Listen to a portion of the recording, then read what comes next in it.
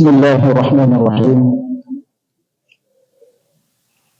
Assalamualaikum warahmatullahi wabarakatuh. Innal hamdalillah wa syukra lillah wassalatu wassalamu ala Rasulillah Muhammad bin Abdillah wa ala alihi wa sahbihi wa mawala. Wa la hawla wa la quwwata illa billah. Hadirin jamaah maghrib yang sama-sama dirahmati oleh Allah Subhanahu wa ta'ala.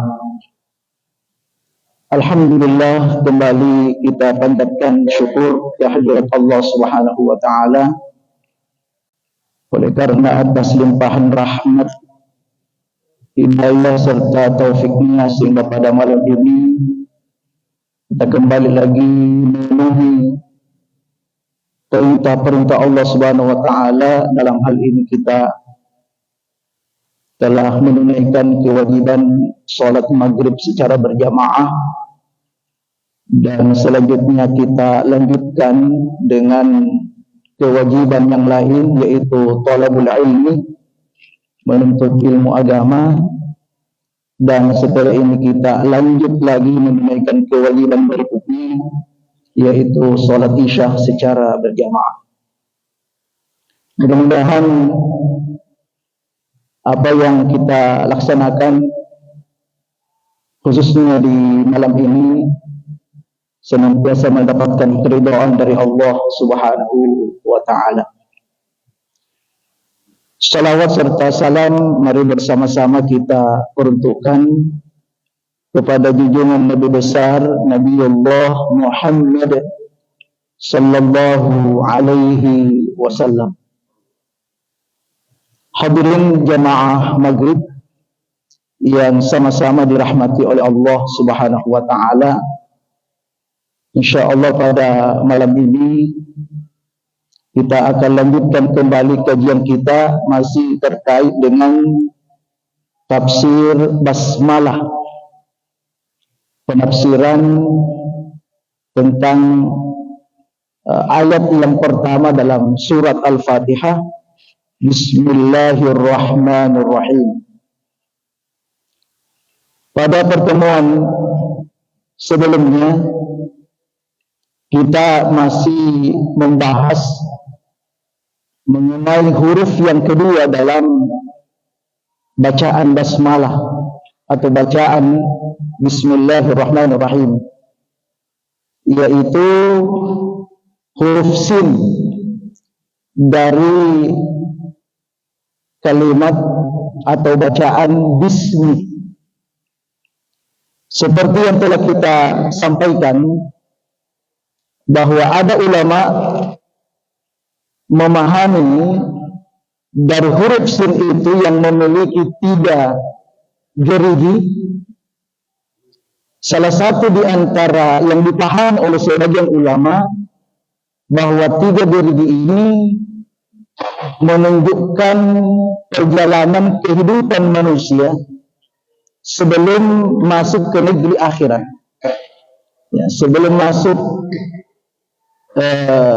alam selanjutnya, yaitu negeri akhirat. 3 gerigi ini menunjukkan ada 3 perjalanan kehidupan manusia. Kita telah menjelaskan yang pertama, yaitu kita mengawali perjalanan kehidupan kita, yaitu di alam ruh. Ini di alam ruh, dan ini kita sudah jelaskan secara panjang lebar, ya, bagaimana ketika kita berada di alam ruh. Kemudian yang kedua, yaitu kita berada di alam rahim, ya, di alam rahim. Bagaimana proses kehidupan kita di alam rahim? Nah, kita sudah membacakan sebuah hadis, tapi itu belum tuntas. Ini pembahasan terakhir kita. Sebuah hadis yang diriwayatkan oleh Imam Bukhari dan Imam Muslim. Artinya seluruh ulama menyepakati akan kesahihan hadis ini. Jadi tidak ada yang membantai. Yaitu sebuah hadis dari Abdullah bin Mas'ud radhiyallahu an qala, ia berkata, haddatsana Rasulullah sallallahu alaihi wasallam as-sadiq al-masduq. Ya, kata Abdullah bin Mas'ud, kami telah diceritakan oleh Rasulullah, telah disampaikan kepada kami oleh Rasulullah sallallahu alaihi wasallam. Apa yang disampaikan oleh Nabi kepada Abdullah bin Mas'ud? Inna ahadakum yujma'u khalquhu fi batni ummihi. Sesungguhnya setiap dari kita ini, setiap manusia, yujma'u khalquhu, itu dikumpulkan penciptaannya, ya, dikumpulkan proses penciptaan kita ini, ya, tanpa kecuali fi batni ummihi, dalam perut ibu kita. Jadi proses penciptaan kita ini sebagai manusia yang akan lahir di dunia, itu prosesnya di rahim ibu kita, di perut ibu kita. Itu kata Nabi. Dan disampaikan oleh para ulama, proses yang dimaksud di situ melalui 4 tahapan. Jadi proses kita ini sehingga menjadi manusia seperti ini dalam perut ibu kita melalui 4 tahapan. Jadi prosesnya ada 4 tahapan. Yang pertama, arba'ina yawman nutfah. 40 hari dalam perut ibu kita ini masih berupa nutfah, berupa sperma, ya, berupa cairan.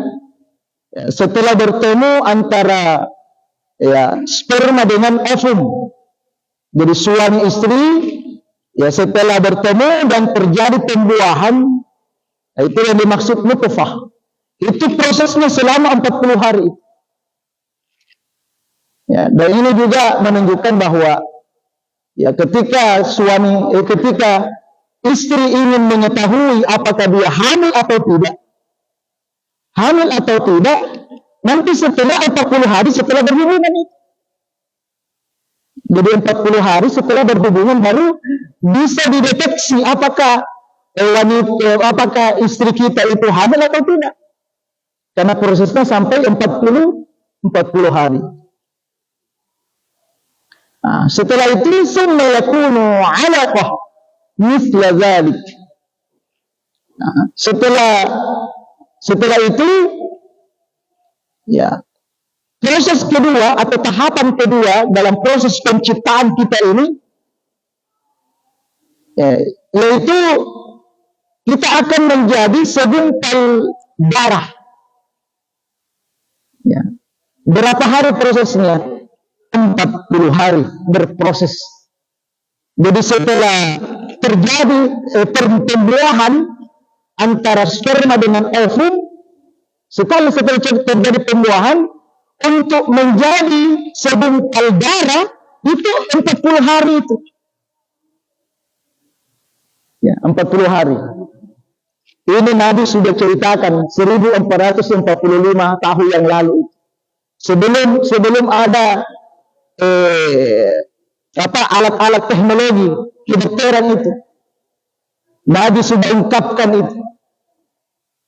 Dan ini bisa dibuktikan. Apakah betul 40 hari proses? Itu bisa dibuktikan. Dan ini tidak akan mungkin salah. Ya, karena hakikat apa yang diucapkan oleh Nabi, wa ma yantiqu 'anil hawa in huwa illa wahyu yuha. Apa yang diungkapkan oleh Nabi itu bukan semata-mata karena hawa nafsu, tapi itu dari Allah Subhanahu wa taala sebagai wahyu. Ya. Ya, jadi itu proses kedua, tahapan kedua menjadi segumpal darah. Jadi prosesnya berlangsung selama 40 hari. Summa yakunu mudghah mithla dzalik. Lalu Rasulullah melanjutkan, kemudian setelah itu, setelah terjadi setelah adanya segumpal darah, itu akan berubah lagi menjadi segumpal daging. Summa yakunu mudghah. Jadi menjadi segumpal daging. Itu berapa hari, berapa prosesnya? Berapa lama prosesnya? Dari segumpal darah menjadi segumpal daging, prosesnya juga 40 hari. Ya, 40 hari.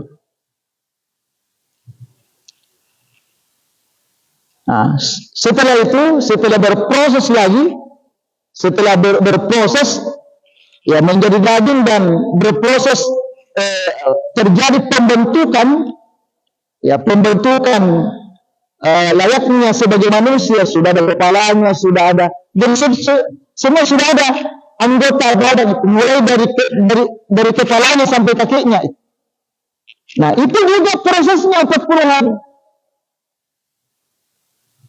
Sehingga ketika cukup 4 bulan, ya ketika cukup 4 bulan, ya ketika cukup 4 bulan, maka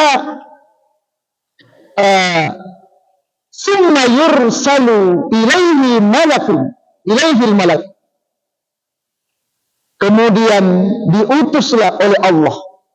Jadi Allah mengutus ya satu malaikat, sayanfukhu fihi ruh, untuk meniupkan roh ya ke dalam janin ini yang sudah berbentuk sebagai manusia. Ya sekalipun kelakuannya belum terlalu sempurna, tapi itu sudah lengkap, itu sudah lengkap, tapi kelihatannya belum sempurna. Ya mungkin kita pernah lihat itu, kita pernah lihat bagaimana bentuk kita sewaktu masih proses pembentukan sebagai manusia di rahim ibu sebelum ditiupkan roh. Kita bisa lihat, mungkin pernah kita lihat ya sampai ditiupkan roh. Ya, jadi itu pada umur 4 bulan. Nah, sebelum saya lanjut, ya, ada satu hal yang perlu dipahami di sini, dan ini juga menjadi hukum. Pertama, dan ini kita sudah ungkapkan sejak pagi, cuma kita mengingatkan kembali. Jadi setelah makanya ada ulama mengingatkan, baik kepada ibu yang sedang hamil ini, yang sedang mengandung, maupun bapaknya, ataupun anggota keluarga yang ada dalam rumah, agar menjaga kata-katanya, agar menjaga ucapannya. Jangan sembarang mengucapkan kata-kata jelek, kata-kata apa. Karena itu hakikatnya bayi mendengar. Bayi mendengar. Ya, wa ja'ala lakumus sam'a wal absara wal af'idah. Itu setelah ditiupkan roh itu Allah. Jadi Allah salah satu ayatnya, Allah sudah menciptakan pendengaran, penglihatan. Ya sudah melihat juga. Tapi yang paling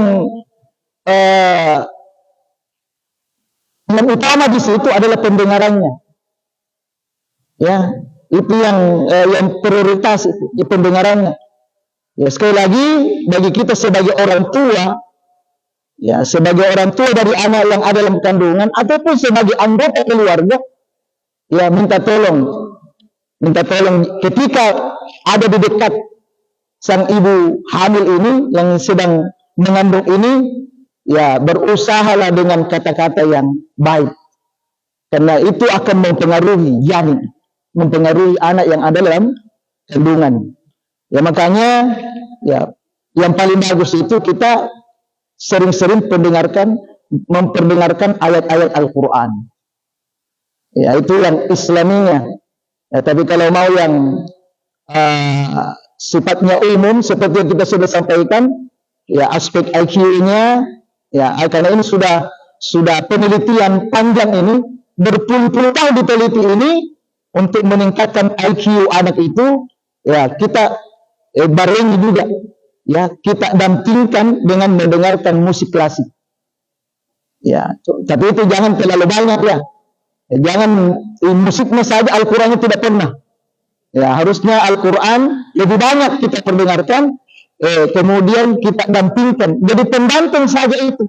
Jadi utamanya Al-Quran didampingi dengan sekali-sekali ada musik klasik itu. Kita dekatkan di perut yang sedang mengandung itu. Ya perdengar sekitar 5 sampai 10 menit kita perdengarkan. Nah, ini untuk merangsang ya otak anak yang dalam kondisi sehingga ketika lahir memiliki IQ yang di atas rata-rata. Dan sebagaimana yang saya sampaikan, dan ini sudah saya buktikan sendiri. Anak saya yang pertama itu saya terapkan, dan itu hanya sebatas 20% saja. Tidak maksimal, tapi ada juga pengaruhnya. Bagaimana kalau bisa kita maksimalkan? Kemudian yang kedua, ya dari sampai di sini ketika sudah ditiupkan ruh, ini ada aspek hukum yang kita perlu tahu. Ketika misalnya, ini kata ulama, ketika janin yang ada dalam perut seorang wanita tiba-tiba keguguran, jadi keguguran, harus diketahui apa umur berapa itu, umur kandungannya umur berapa. Ya makanya harus paham, harus diketahui itu. Itulah pentingnya kita perlu konsultasi dokter untuk mengetahui ini sudah berapa lama, sudah berapa umurnya ini, umur kandungan istri kita itu misalnya. Ya karena ini terkait dengan hukum, ada hukum yang ada ada hukum. Ya, ada hukum dalamnya ketika terjadi benihnya itu keguguran. Nah, apabila keguguran umur kandungannya sebelum 4 bulan. Ya, karena tadi saya sampaikan pada umur 4 bulan itu kan ditiupkan ruh, di situ standarnya. Apabila ada seorang wanita keguguran sementara umur kandungannya sebelum 4 bulan itu, nah, bagaimana cara memperlakukan anak yang keguguran ini? Ya, bagaimana cara memperlakukan? Dia kan sudah berbentuk, ini, sudah mulai proses pembentukan. Ya, karena sudah megah. Ya, kalau sudah masuk ke 40 hari ketiga. Pada umur 120 hari, itu kan sudah berbentuk daging. Sudah ada bentuknya. Nah, apabila itu keluar sebelum masuk 4 bulan, nah bagaimana memperlakukan ini? Nah, kata ulama, ketika ada bayi, janin yang keluar sebelum 4 bulan umurnya dalam perut ibunya, maka janin itu tidak perlu dimandikan, tidak perlu dikafani, dan tidak perlu disolatkan. Langsung saja dikuburkan, langsung saja ditanam. Kenapa? Karena belum ditiupkan ruh, belum sebagai manusia. Karena manusia kan terdiri ruh jasmani dan rohani kan, itu unsur manusia. Sementara sebelum ditiupkan ruh, itu belum berbentuk sebagai manusia. Baru bakal manusia, bakal calon manusia. Ya sama caleg sekarang kan baru bakal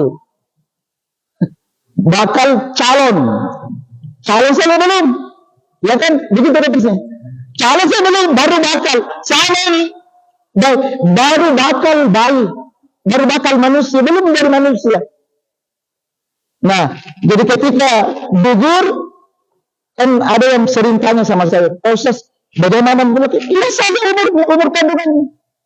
Ya sekali lagi, kalau dibawa sebelum 4 bulan keluar, tidak perlu dimandikan, tidak perlu dikafani, tidak perlu disalatkan.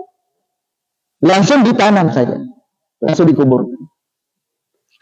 Akan tetapi, ketika janin itu,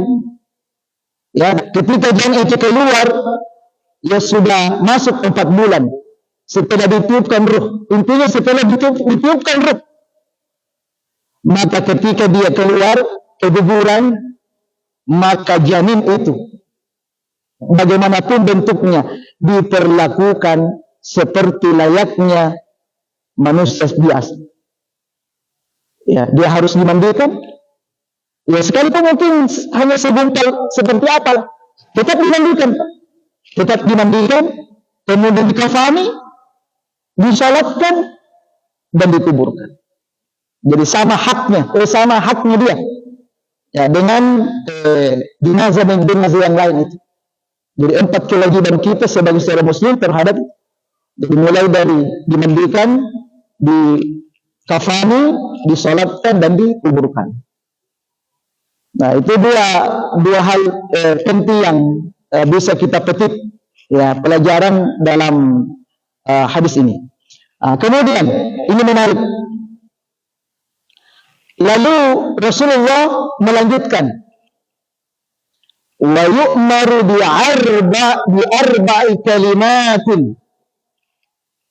Kemudian Allah memerintahkan malaikat itu menulis, ya, 4 kalimat, 4 ketetapan, ya, 4 keputusan. Jadi Allah memerintahkan kepada malaikat yang Allah utus tadi meniupkan roh itu, ya, dengan menulis 4 ketetapan terhadap yang sudah ditiupkan roh itu. Ya, apa itu 4 itu? Pertama, di rizki, Allah sudah tetapkan, sudah ditulis, ditetapkan rezekinya.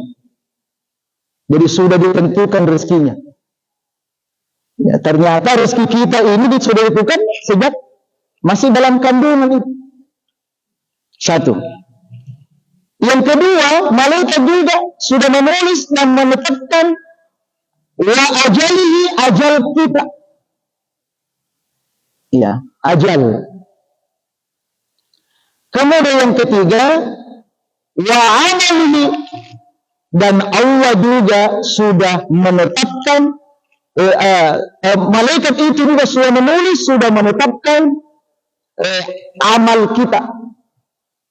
Ya, amal perbuatan kita selama hidup itu sudah dicatat, sudah ditetapkan. Kemudian yang keempat, ya syakiyun aw sa'idun, Allah juga telah memerintahkan, itu atas perintah Allah. Allah juga telah memerintahkan malaikat untuk menulis dan menetapkan apakah kita celaka atau bahagia. Jadi 4, Pak.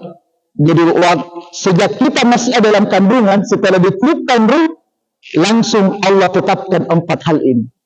Pertama rezeki, yang kedua ajal, yang ketiga amalan kita, yang keempat ditetapkan apakah kita ini ujung-ujungnya celaka atau bahagia.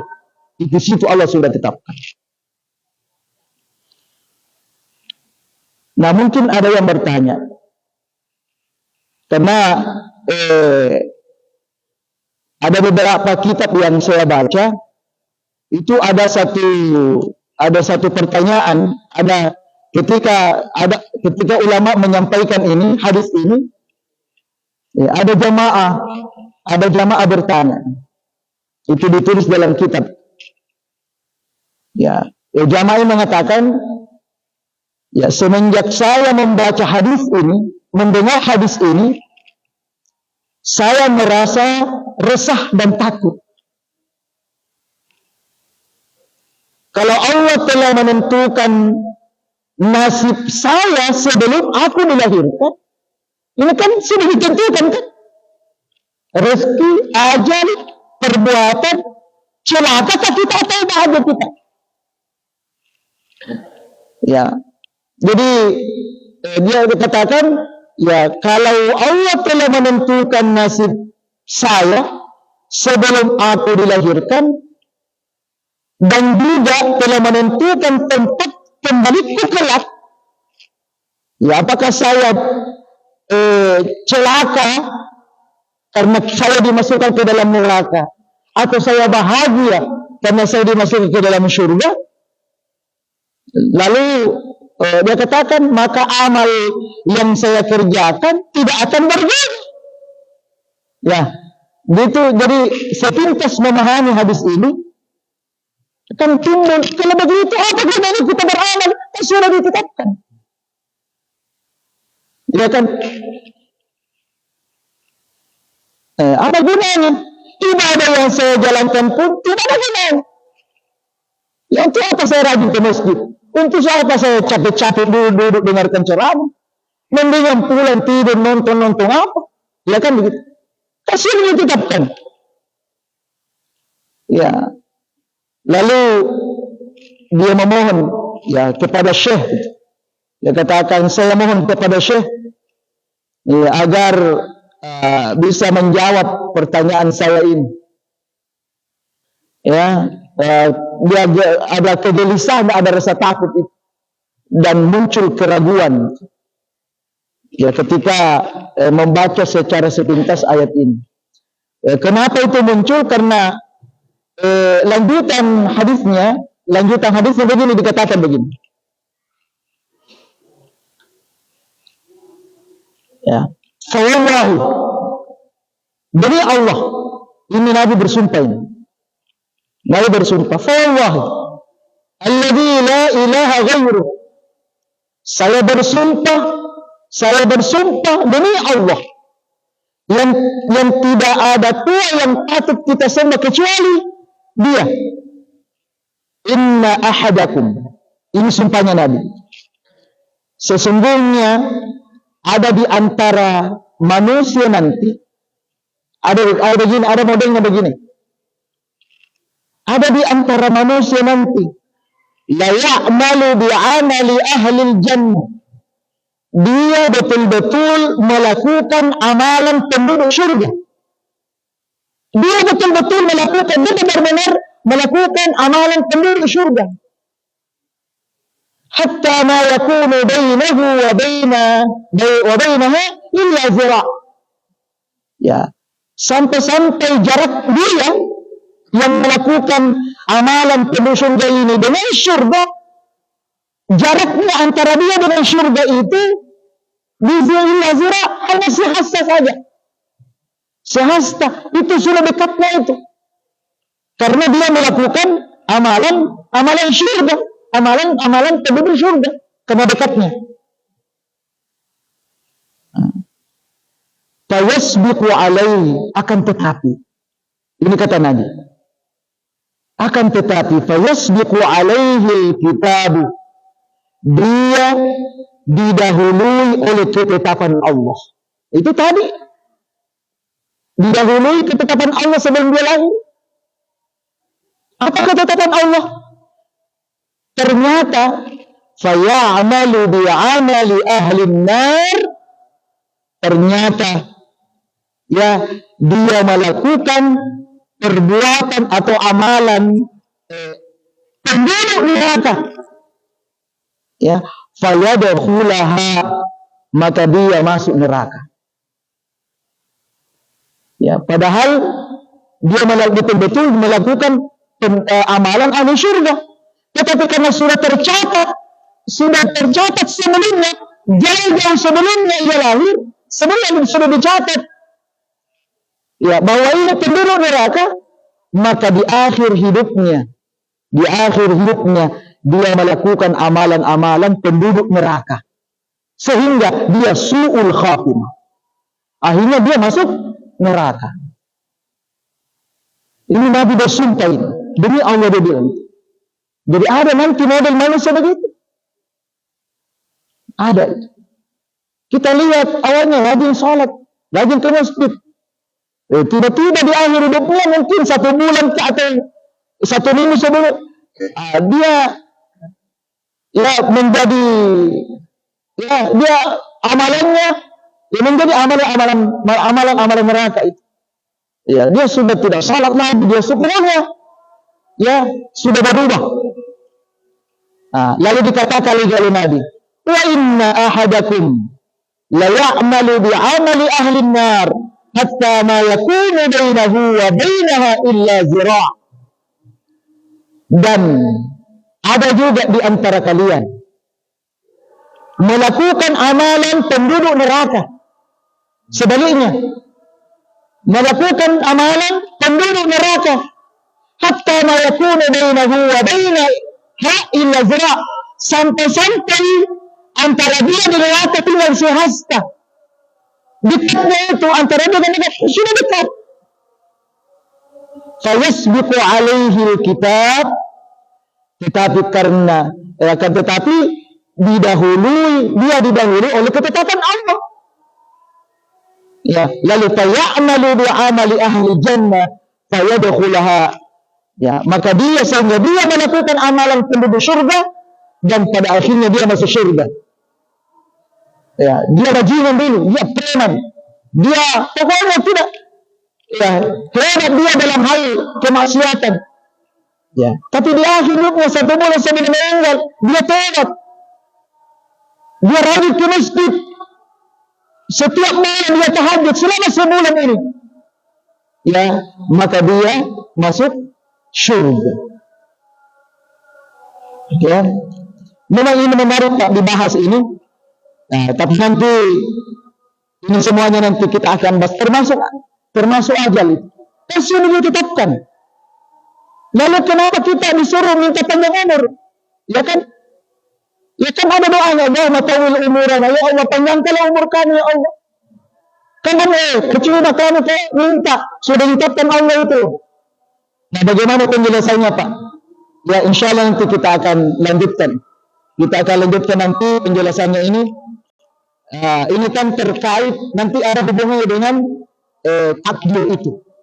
Bagaimana sih memahami masalah takdir itu? Karena ada juga saya memahami Pak. Ya, sama dengan rezeki. Kan Allah sudah bagi rezeki. Kalau begitu saya zikir saya terus. Di masjid saja baca Quran, tidak pernah kerja katanya. Kenapa? Sudah ditetapkan rezeki saya. Apakah pemahaman ini benar atau tidak?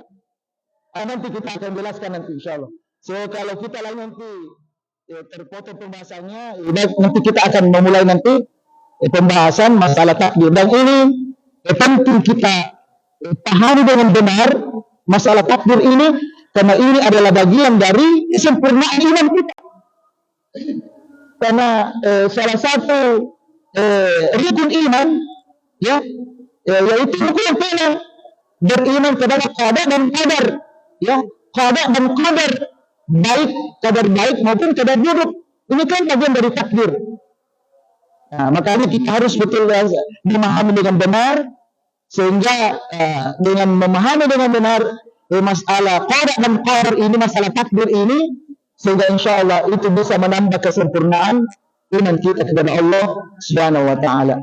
Saya kira inilah kajian kita malam ini, dan mungkin sebelum ditutup mungkin masih ada waktu sedikit. Silakan.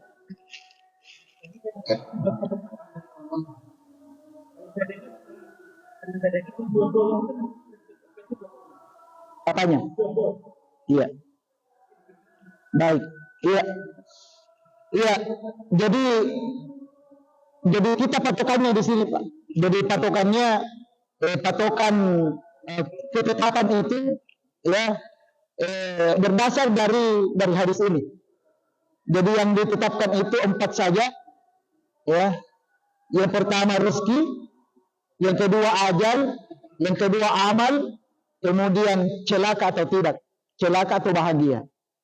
Mungkin terkait dengan jodoh, ya mungkin ada masuk dalam unsur-unsur di antara 4 ini. Ya, itu mungkin rinciannya. Ya, mungkin mungkin masuk dalam amaluhu. Ya, amalnya tuh. Ya, amalnya sehingga dengan prosesnya itu sehingga mungkin bisa masuk ke bagian itu. Ya karena amalu ini kan luas Pak. Ya wa amalu amalnya, perbuatannya. Ya karena jodoh itu terkait dengan amal juga Pak. Perbuatan kita itu jodoh yang kita dapatkan itu tergantung dengan amal kita. Makanya kata Nabi, pezina itu cocoknya dengan pezina. Perbuatannya dia pezina, maka cocoknya dia juga pasangannya pezina. Kalau orang-orang saleh cocoknya orang-orang saleh. Itu kan terkait dengan perbuatannya mungkin. Tapi nanti Pak, mungkin ada penjelasan sebelum buka kitab-kitab yang lain. Nanti Pak sekaligus kita jawab itu. Jadi kalau ada jawaban terkait bagaimana dengan jodoh kan sering Pak ya. Jodoh kan sudah ditentukan oleh Allah kan begitu. Sementara dalam hadis ini kan tidak ada masuk di situ secara detail. Iya, ya. Bisa juga Pak, bisa nanti saya akan buka lagi kita untuk menambah referensi kita untuk bisa lebih banyak yang kita bisa peroleh dari hadis ini. Saya kira cukup ya, masih ada cukup. Saya kira demikianlah kajian kita malam ini insyaallah. Ya mudah-mudahan di minggu yang akan datang kita semua sehat, tidak ada halangan apapun sehingga kita bisa melanjutkan kajian kita. Demikian, mari kita tutup dengan doa kafaratul majlis. Subhanakallahumma wa bihamdika asyhadu an la ilaha illa anta astaghfiruka wa atubu ilaik. Assalamualaikum warahmatullahi wabarakatuh.